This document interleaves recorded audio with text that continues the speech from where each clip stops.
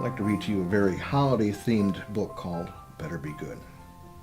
Once upon a time, there was a sad little freckle-faced boy named Charlie. His eyes are filled with tears. His face is full of sadness. Charlie was sad because his big brother Robbie always liked to pick on him. Charlie runs across the yard and into the adjacent forest. He runs and runs. The scenery whips by him. His breath catches in ragged sobs. Charlie hides in the forest so his brother won't see him cry. He stops at the base of a huge tree and looks up at the bare branches looming above him, remembering that earlier Robbie called him a baby today. And Charlie wants to prove his big brother wrong. He musters his courage and begins to climb that tree. He reaches a lower branch, which is 10 feet up. He sits on it and slowly edges his way out near the end of the branch. Charlie's chest heaves from fear and adrenaline and says, "I'm not a scaredy cat. I am not a scaredy cat." He hooks his legs on a branch and falls backwards. Swinging forward and back and forward, he looks around, a triumphant smile across his face. He begins to cheer. "I did it! I did it! I did it!" A loud crack interrupts his jubilation. Snap! He screams and falls into a huge pile of leaves. He lies there for a second, turns over and sits up. He checks his arms and legs. Nothing broken. Charlie stands and stares at the broken branch and says, "Stupid tree." He kicks the branch and instantly regrets it. Ow! He grabs his foot, hops around in pain, and falls on his butt. As he rubs his foot, he notices something under the leaves. It's a package, wrapped in paper with snowmen and reindeer on it. And a few feet away, another package. Charlie clears away piles of leaves and reveals dozens of abandoned Christmas presents. And something else. Under it all, a large, expensive-looking red velvet sack. Charlie emerges from the forest carrying several of the packages, as well as the sack.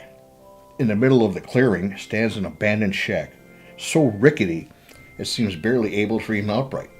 A hand-painted sign above the door reads, "Secret Hideout." Charlie walks up to the shack, opens the creaky door, and carries everything inside. Charlie's eyes move from the pile of presents to the sack and back again. He gnaws at his lip for a second, and then makes a decision. He grabs the sack, opens it, looks in. It's oddly dark.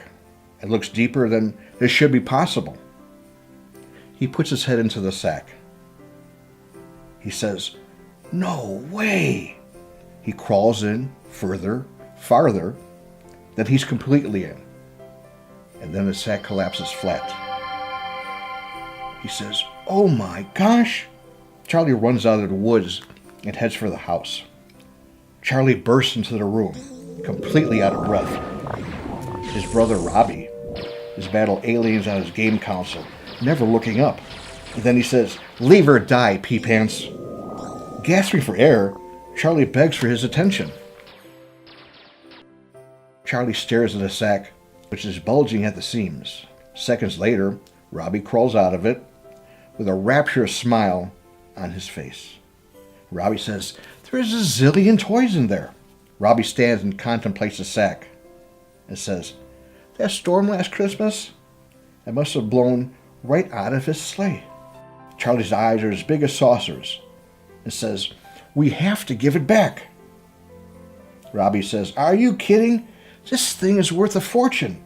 eBay, here I come." Charlie looks shocked and scared.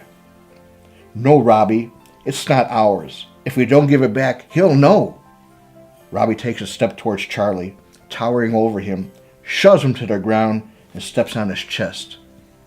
Charlie is laying on the ground squirming, and Robbie says to Charlie with a stern voice, "I heard Mom and Dad talk about how you still wet the bed. It would be a shame if your friends found out, now wouldn't it?" Charlie freezes. His eyes are filled with tears. Robbie says, "Well, you keep this secret, I'll keep yours." Charlie pushes Robbie's foot away, gets up, and runs out. Robbie rubs his hands together, opens the sack, and crawls in. Charlie runs out of the shack and off into the woods. Moments later, a long shadow swoops overhead, accompanied by jingling bells. Charlie drags his dad out of the back door and into the woods. Dad has a big frown upon his face and says, "I told you boys this shack is off limits. It's not safe." From inside the shack, they both hear muffled cries, and Dad questions, "Robbie?" Dad walks towards the shack. The packages are gone, as is the sack. Robbie lies on the ground, bound like a mummy with Christmas ribbon and bows. A large gift tag hangs from his neck. In his mouth, there lies a large chunk of coal. Robbie's crying eyes, they plead for help. Dad and Charlie enter, and Dad sizes up the situation rather quickly. Turns to Charlie and says, "Finally got the drop on your big brother, huh?" Dad turns to Robbie and begins to untie him. And says, "You know the day would come when Charlie stood up for himself, now don't you, Rob?" Dad removes a chunk of coal from Robbie's mouth. Robbie sputters and coughs out the coal dust. Dad says, "Looks like you'll be sleeping with one eye open from now on, now won't you, Robbie?" As Charlie looks on and sees a wet stain on Robbie's pants. They lock eyes together. Robbie weeps silently in shame. Dad notices the wet stain also and takes pity on Robbie. "Come on, sport, let's get you home." Dad and Robbie walk out. As Charlie follows, he picks up the large gift tag.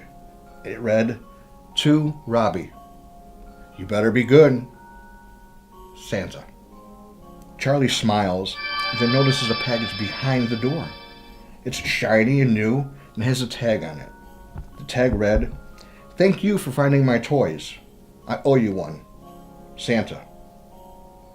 Charlie smiles a mile wide and opens his gift.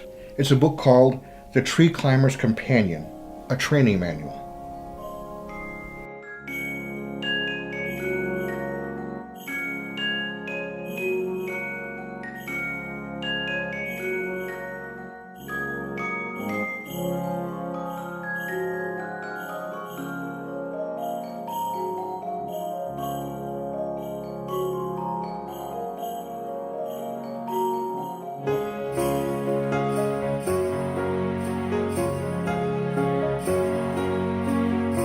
And Charlie, I think he's going to be okay.